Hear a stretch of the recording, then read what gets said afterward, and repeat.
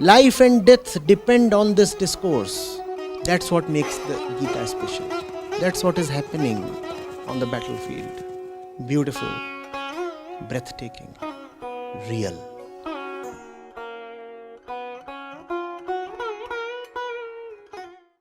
Well, Acharya Prashant, it is a true honor to be here with you today talking about climate change and global warming as probably the biggest fundamental challenge facing humanity and the other creatures of the earth at this moment in time.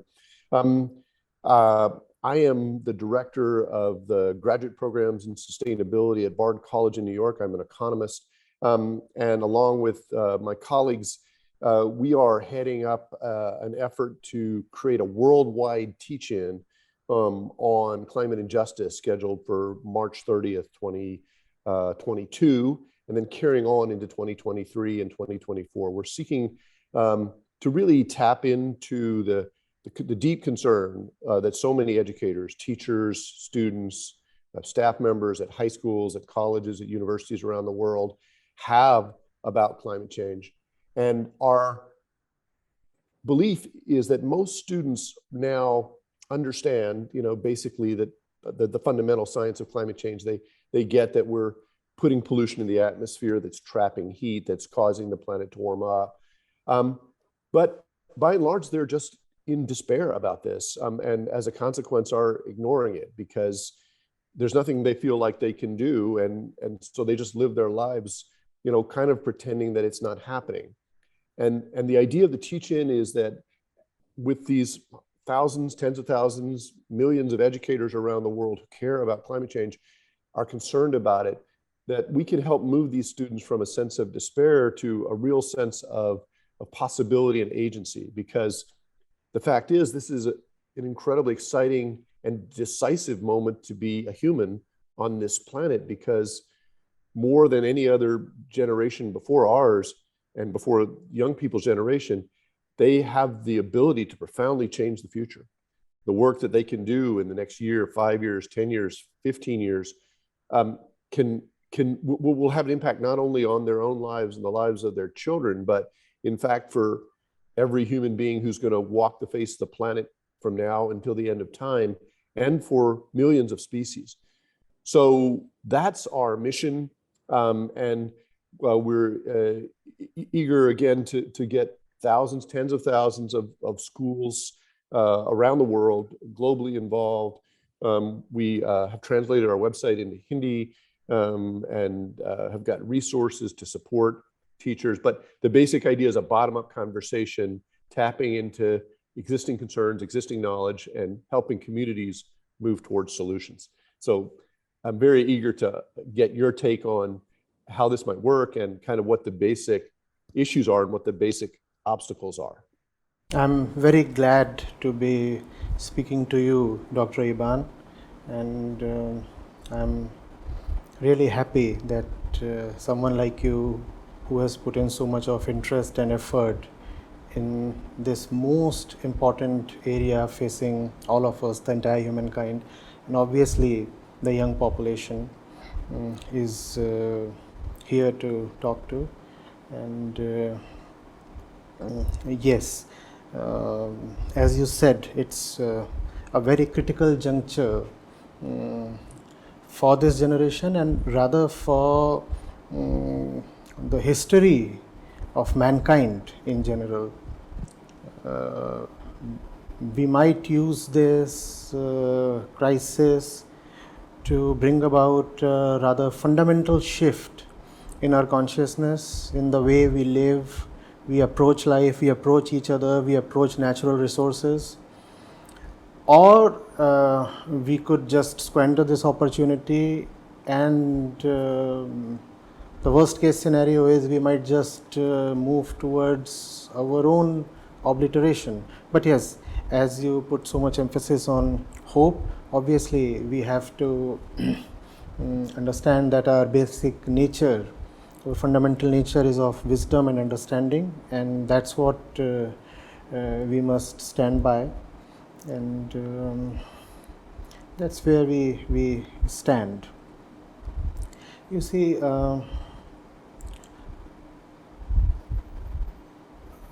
I'll straight away introduce you to my position on this. See, it's a man-made thing, right? When we talk of climate change, the word anthropogenic is the most important. It's a basic thing, but I'm reiterating because that's the thing we give the least attention to. We are treating climate change as if it is something outside of us, as if some asteroid from outer space came over and delivered all the gases and trapped all the heat in our atmosphere. I want all of us to pay attention to the fact that we have done it. It is our action, and every action is representative of the state of the actor.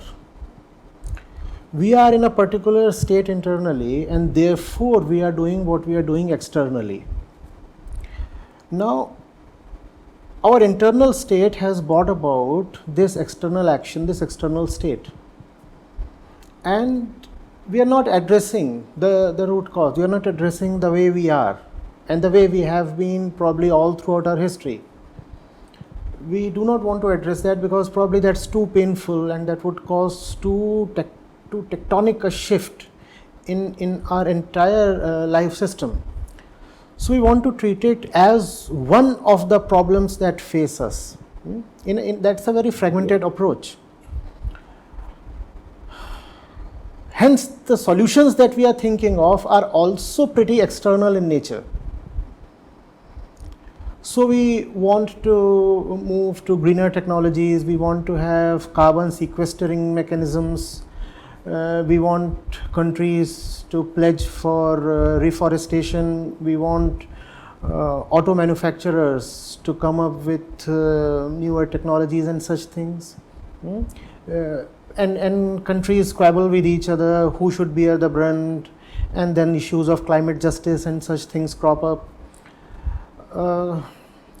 The thing is, I want us to inquire into it. Are we even understanding where the whole thing is coming from, really?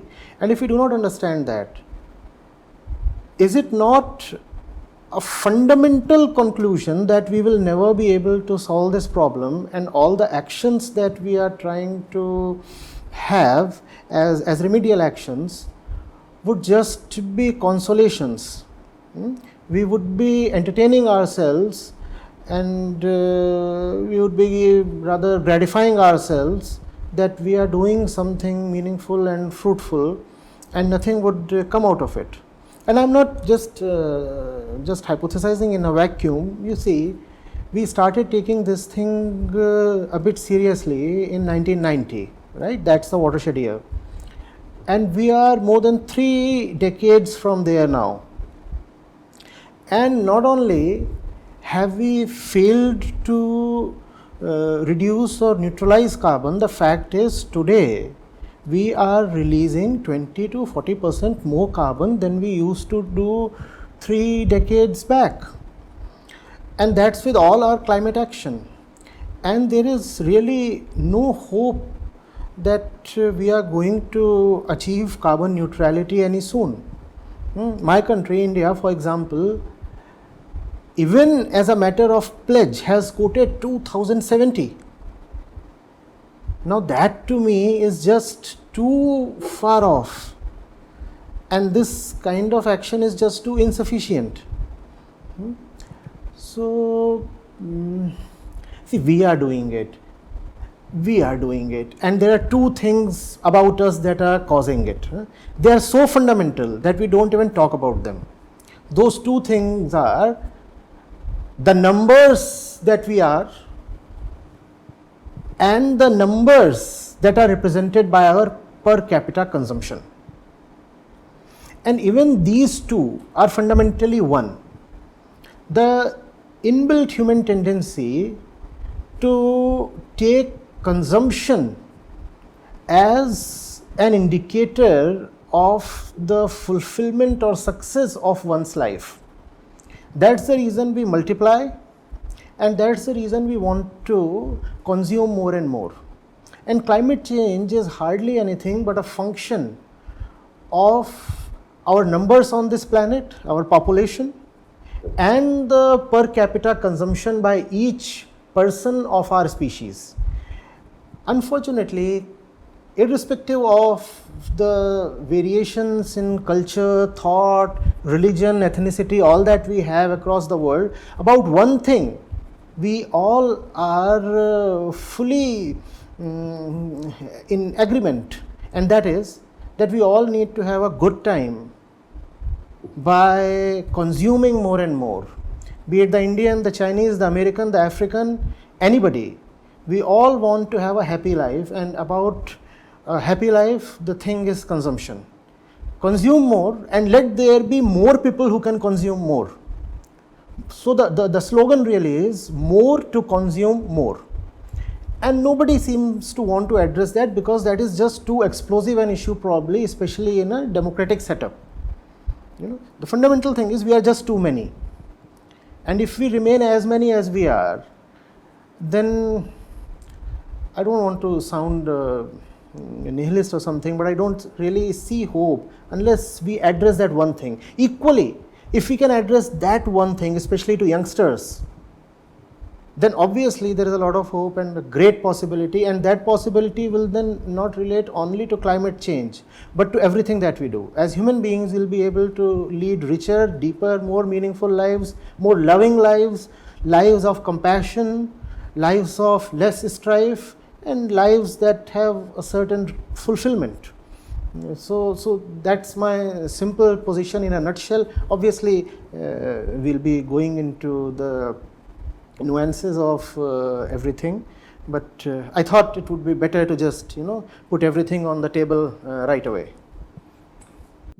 That's such a clear statement of the challenge that we're in. I mean, fundamentally, there's 8.5 billion of us, soon to be 9, soon to be 10. Half the folks on the planet are barely getting by and living on a few dollars a day, and everybody is aspiring to more. And this has led us to already be fighting over water and topsoil and fish and forests and biodiversity. And it's the fundamental reason the planet is heating up. I would maybe differ with you a bit, because I think that while I think that in the long run, humans need to figure out how to come into a right relationship with themselves and with the planet. In terms of this quest for more. I think that with the climate issue in particular, there is a window in which technology can buy us time. And so I believe, there is sort of good news on sort of the endless numbers of people on the planet. Population growth rates are slowing down finally. China, I believe this year, for the first time, has tipped into a negative growth for population. So I'm hopeful that humanity we can see our way through, and we can stop at 10 billion and then slowly have the population decline, create more space for people, create more space for creatures. But I feel like we're at this moment, this critical juncture where we have to get this right. Technology can buy us time, but I agree, fundamentally, it's how do humans heal themselves and really develop a healthy relationship with each other and with the planet.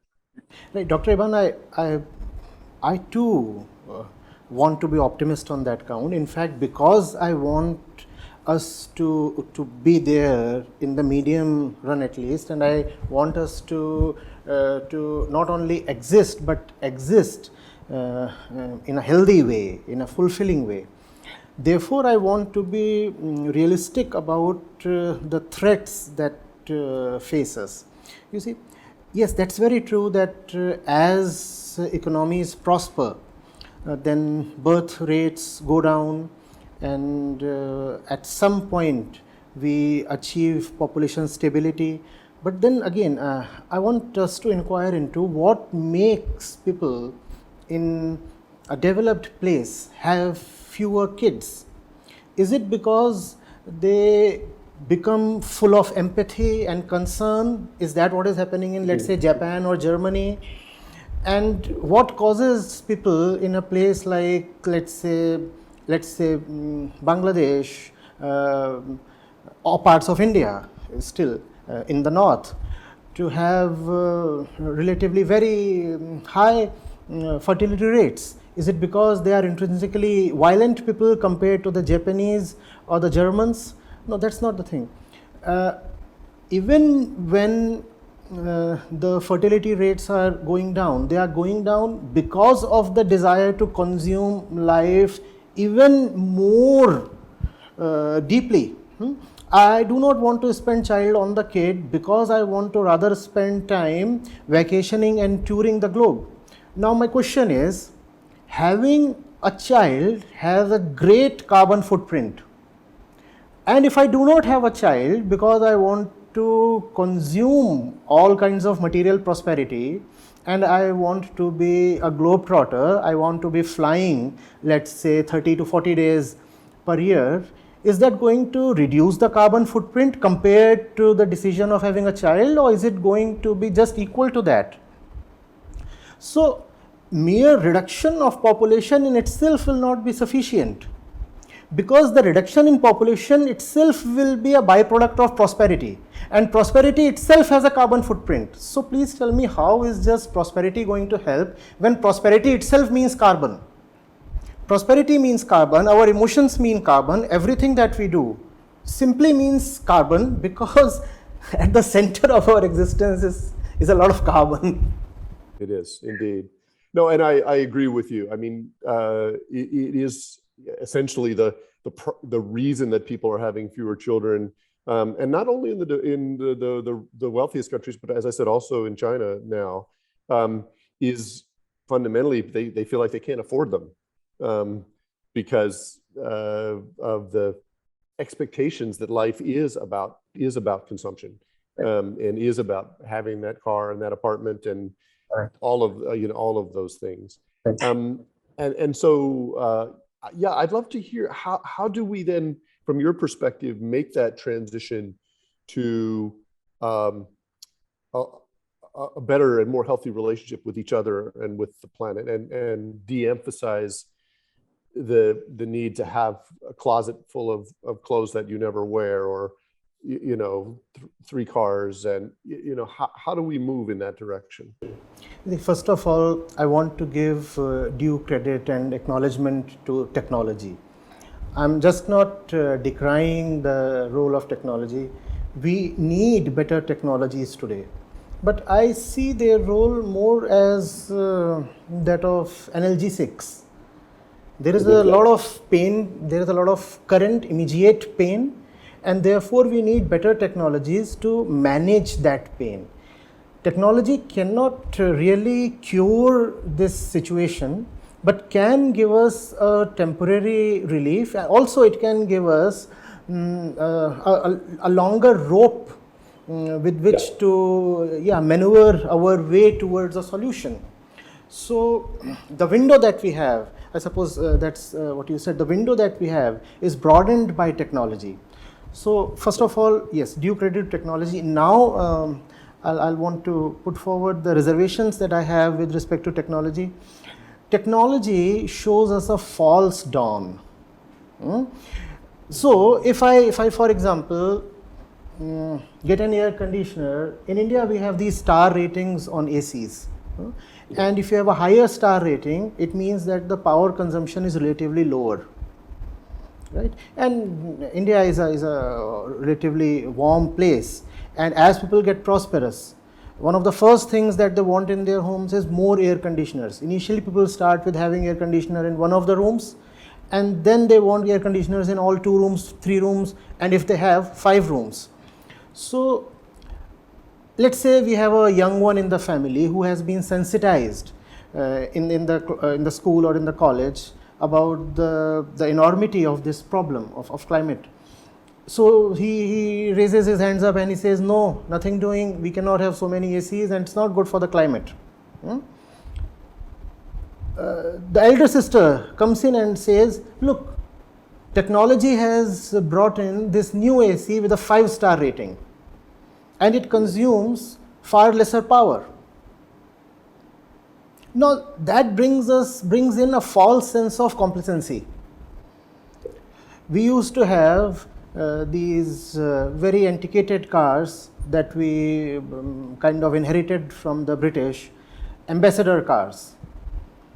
And they used to be really great instruments of pollution of all kinds, including noise pollution.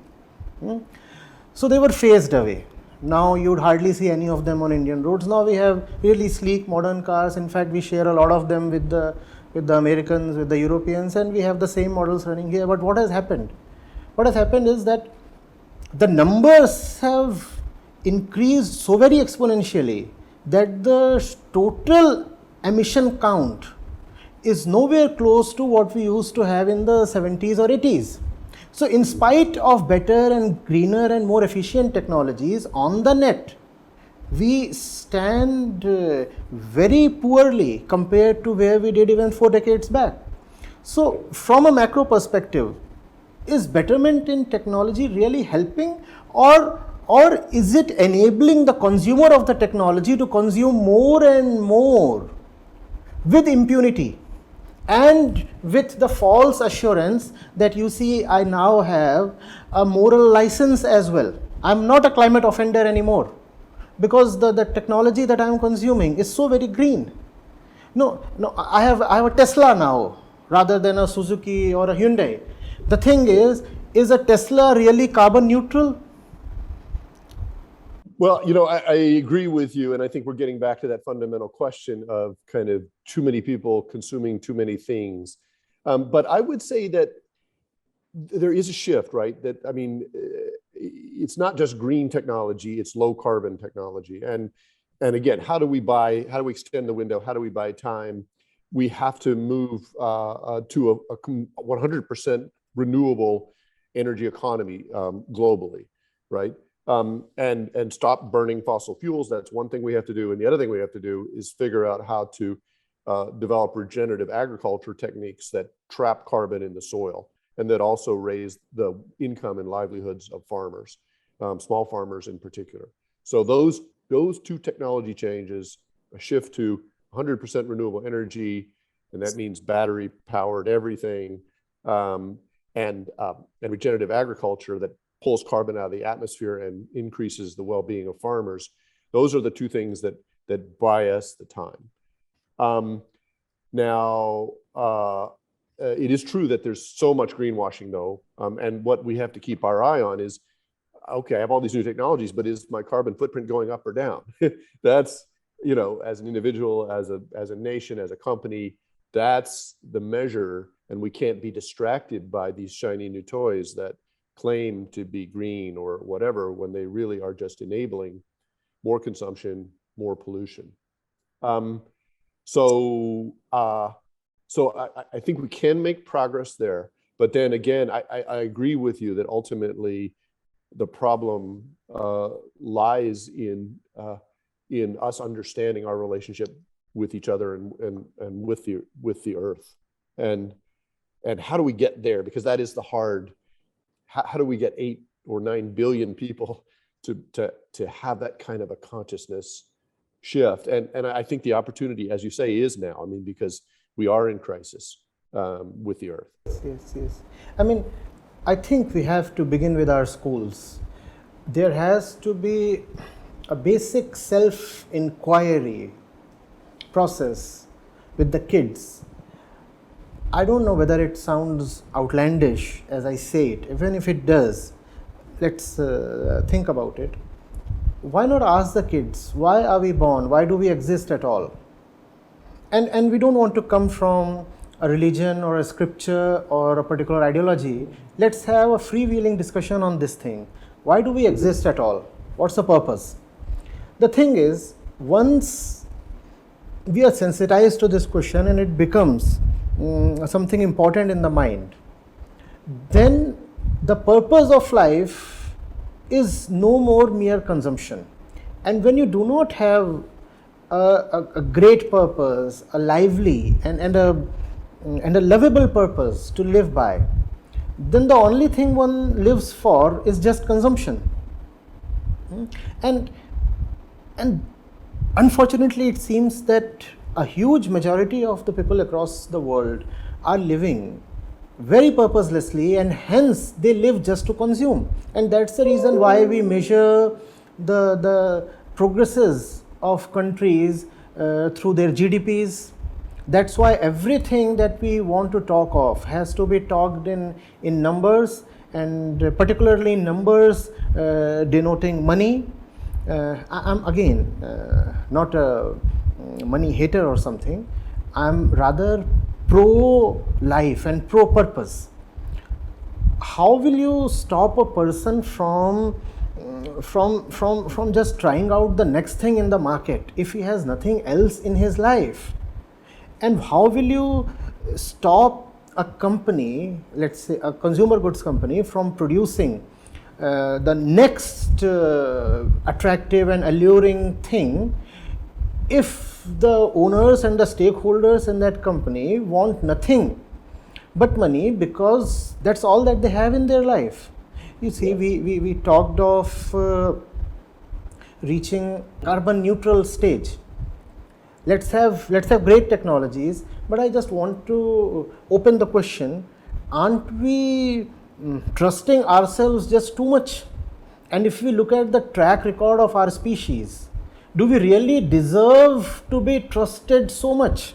I mean, right now, one particular element, carbon, is the problem. How do you know, and how are you so sure that in the process of dealing with carbon, we will not make nitrogen the next big problem? It already is coming up, right? Yeah. Nitrogen is an issue, just that this issue will probably become large enough and frightening enough 3 decades later. Sulfur is an issue, and all kinds of heavy metals are an issue. But we are not talking of heavy metals so much today. We are not talking of sulfur so much today. We are not talking of lead and arsenic so much today. We are not talking of radioactive stuff so much today. In mitigating carbon, I'm afraid we are going to prop up some other problem, because we as a species, I'm saying with all humility, are not wise enough. Though we think we are just too smart. So we try this, we try that, and then we,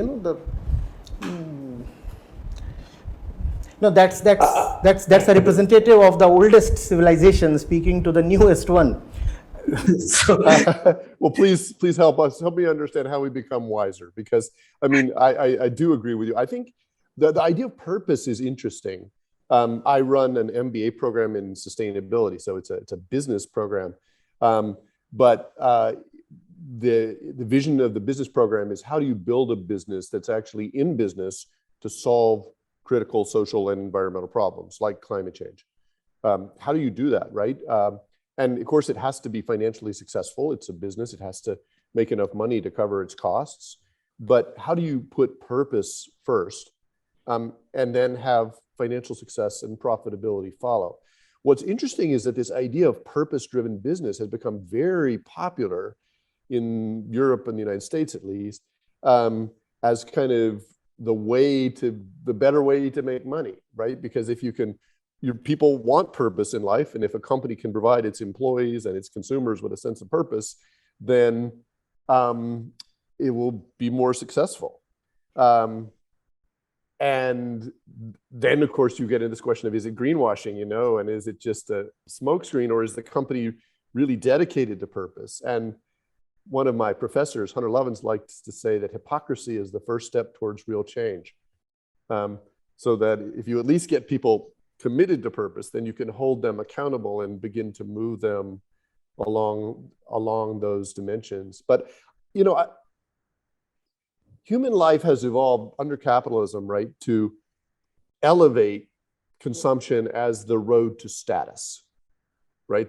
And status is what in my opinion, is what we are hardwired for by evolution, right? Because we all seek status in our communities, and the way we get it is through consumption.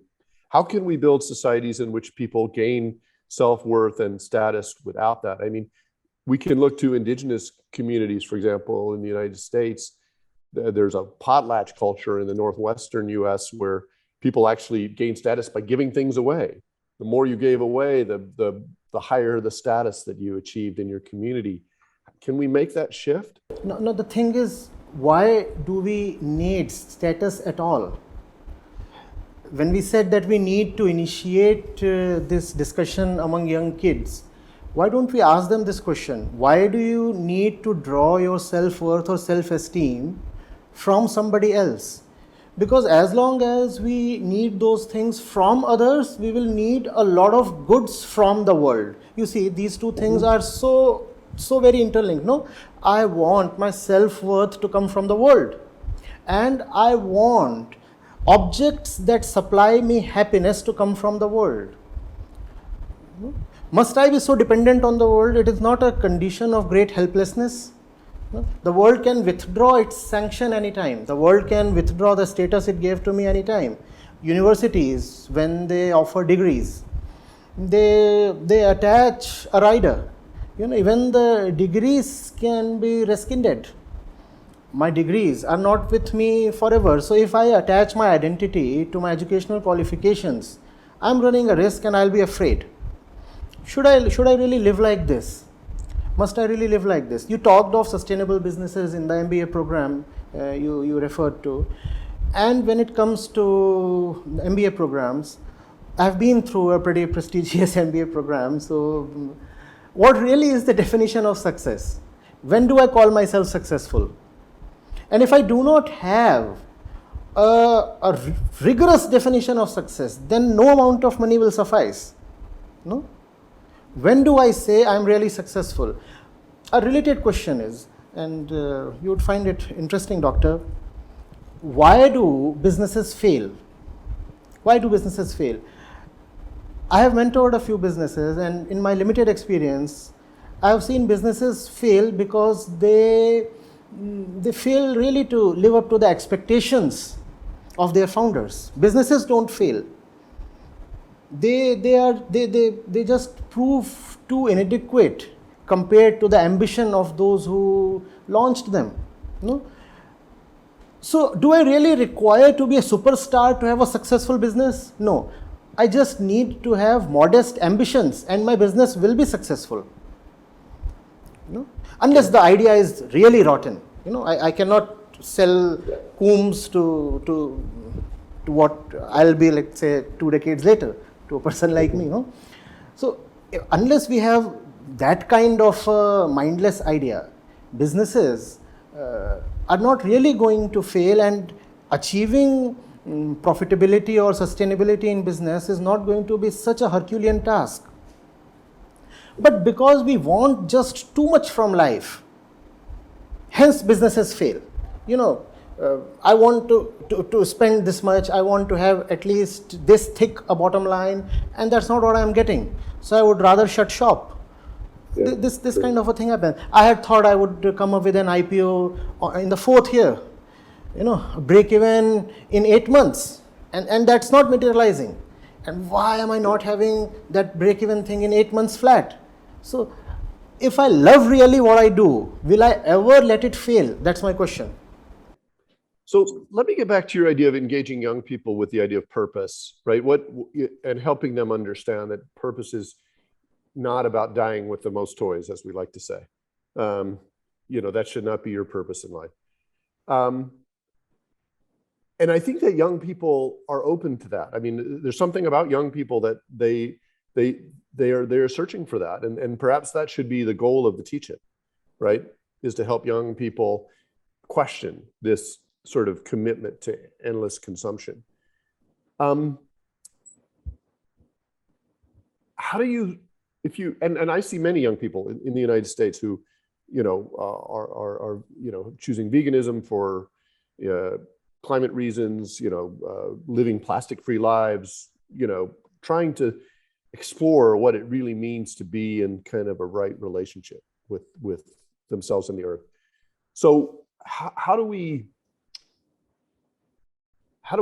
I mean, but it's a small group, right? It's 1%, how do we expand that appeal of that kind of questioning of life to more young people? Teachings, just as you are approaching them. We'll have to teach. We'll have to teach. And I suppose any good business today to survive has to first of all generate awareness. Therefore, it has to be in the business of teaching, right? Because the right product today would need an aware buyer. You just cannot sell the right thing to the wrong person.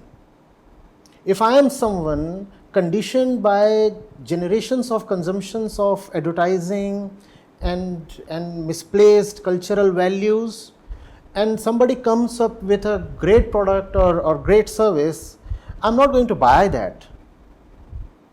So if I come up with something that really is good, from an internal perspective, from an ecological perspective, then I'll have to first of all generate awareness. And I'll have to be prepared to go that extra mile and put in that much of extra effort. So the business of teaching is what this world needs today. I'm not saying one has to be, in that sense, just a teacher, but you will have to be a teacher as well. You want to come up, for example, with a great vegan cafe or a great vegan recipe or a packaged vegan product in a place, let's say like North India, where there is not much sensitivity or awareness regarding veganism, and where dairy production and consumption is a cultural value. First of all, you will have to educate the population, and you will have to educate the population to a point where they are prepared to accept the product, even if it turns out a little expensive. Though typically it won't be an extra expensive, but even if it is, education will make it acceptable and affordable to people. Same thing when it comes to clothes, when it comes to automobiles, when it comes to even tourism destinations, or when it comes to means of gratification. That's what we need today. We cannot have, you please tell me, otherwise I'm curious to know, how can I have a great business in a market that does not value that business? How will I get my employees? How will I get my vendors? How will I get my customers? Even the government is not going to support me. Rather, I would find that the government is subsidizing my competitor, and that competitor is feasting on all kinds of rotten and polluting technologies. But because that competitor has a market around him, and in a democracy, it's the numbers that matter, so the government seems to be more aligned with him. How will I survive in the market? So I have to be an educator. I know that's going to be tough. But then, as a young person, when we are talking of that segment, as a young person, I ought to have the stamina for troubles. Why not? That's what would probably make life worth living. Yes. Yes. Well, I think we're in agreement then that fundamentally education is the key, and that we need people with a different vision of how humans should be living on the planet to become educators.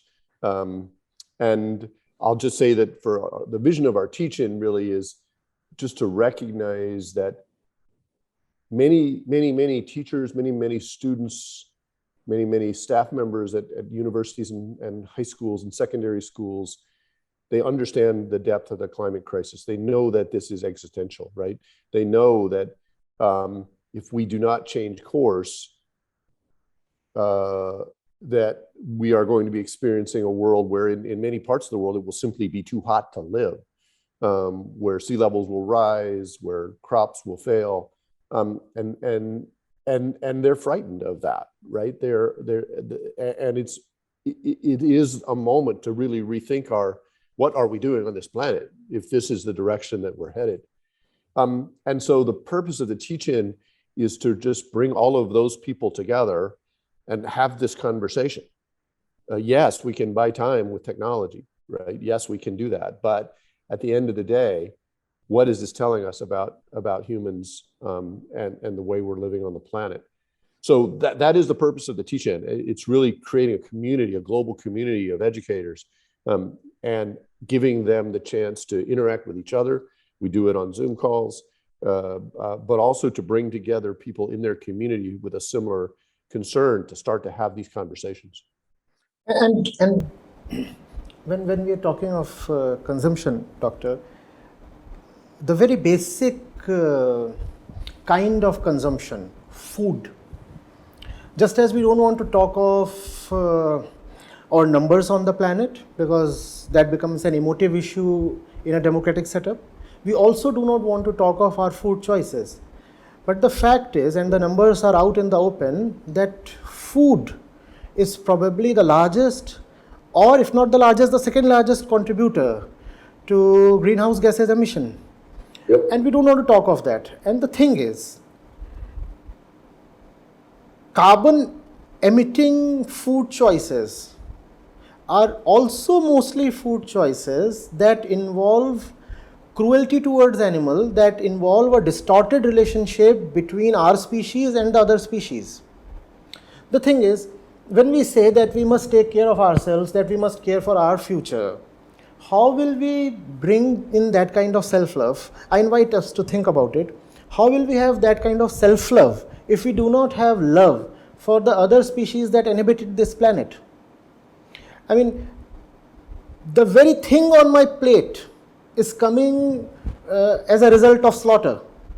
Why then will I not be disinterested in stopping the slaughter of the biggest carbon sinks on the planet, the forests?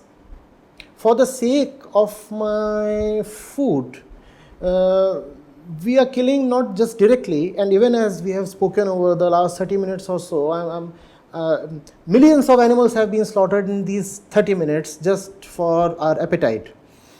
And not only are these animals being slaughtered, forests are being cleared just so that we can have farms to raise these animals. No? Now, when we are clearing those forests, we are erasing the biggest carbon sinks that we can have. Also, we are robbing the species of their habitat.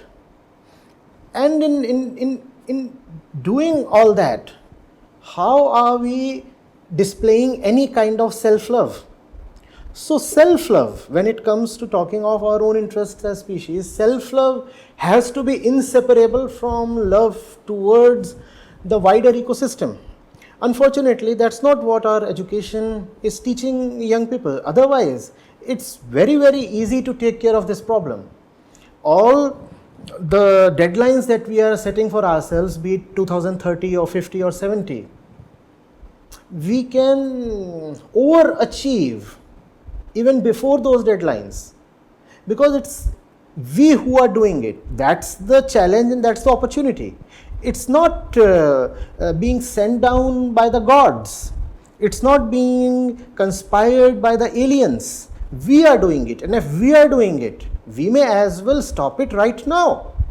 But to stop it, we require the kind of consciousness that acknowledges itself as the culprit, that acknowledges that it has been living in ignorance, and it has been living in ignorance all throughout these centuries, just that the ignorance was not displaying its devastating consequences because our numbers were not so large, and because the industrial revolution had yet not happened. Therefore, we did not have this much power to destruct in our hands. Now, we have numbers, and we have the industry, and we have the technology and the know-how, the knowledge, and we have great power, and all this is a very, very explosive combination.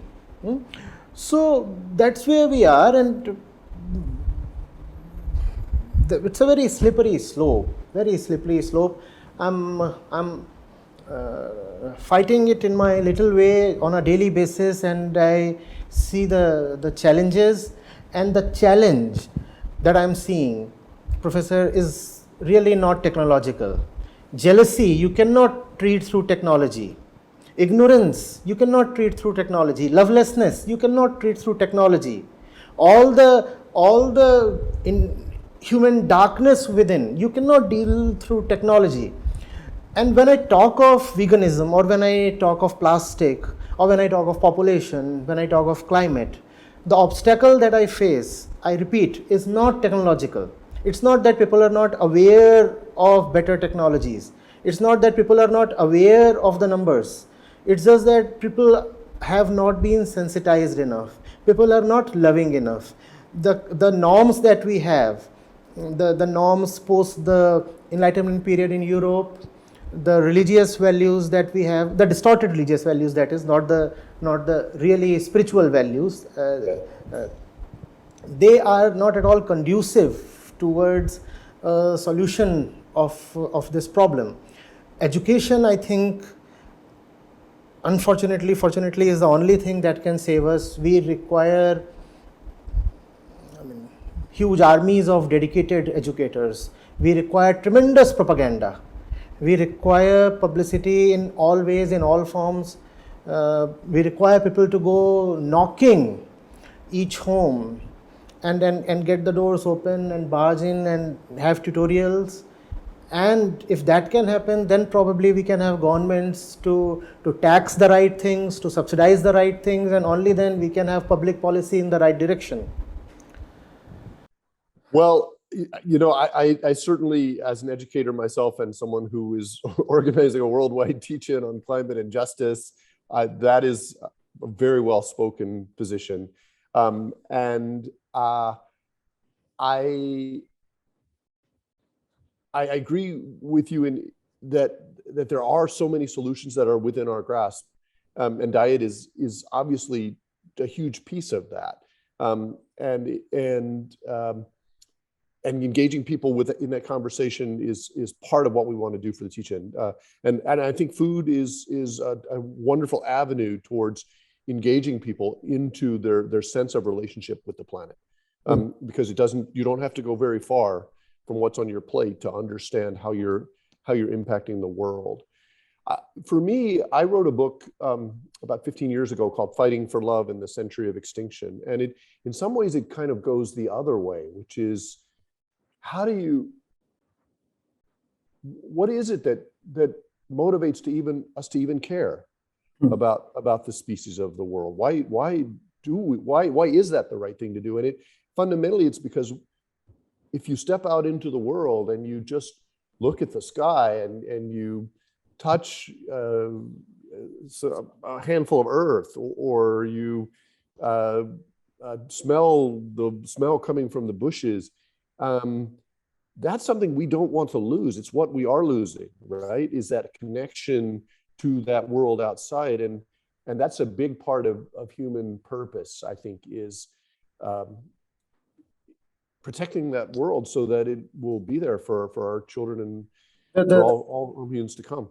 The thing there is to go out and be there with the natural aromas and just watch an animal, or if it is safe enough, just touch a small animal, or lie under the starry sky and be able to pause and meditate. You first of all need values that tell you that you do not need to be chasing success all the time.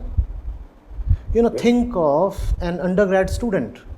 Why will he spend his nights watching the starry sky if he could rather slog for grades and ensure a better job offer? I'm not saying one should not study and not secure better grades. But the thing is, do we have a culture, do we have the kind of education that incentivizes reflectiveness, meditativeness, basic spiritual values like self-inquiry? Or as teachers, we are all the time motivating our students and rather pressurizing them to do this, to be better, to achieve more, to have higher grades and CGPA and a better job offer and internship there and a job there and all those things. If the student's success is measured by all these things, please tell me, why will he just spend time sitting by the sea and doing nothing? Don't get me wrong, I'm not advising that one should just sit by sea and do nothing. No, one should. One should actually, for a large part of a day. One should do that every month. That is a beautiful way to spend your life. Do well together, doctor. Yes, we will. And we're coming to the end of our hour, and I'm just so grateful to you for the work you're doing, and for the perspective that you're sharing. It's not one we hear often, because we are also caught up in this race that we need to step off. So thank you very, very much for the opportunity to talk with you today. It was a wonderful hour, and I'm sure we'll have more such conversations in the future. Okay, good to speak with you. Great, thank you so much.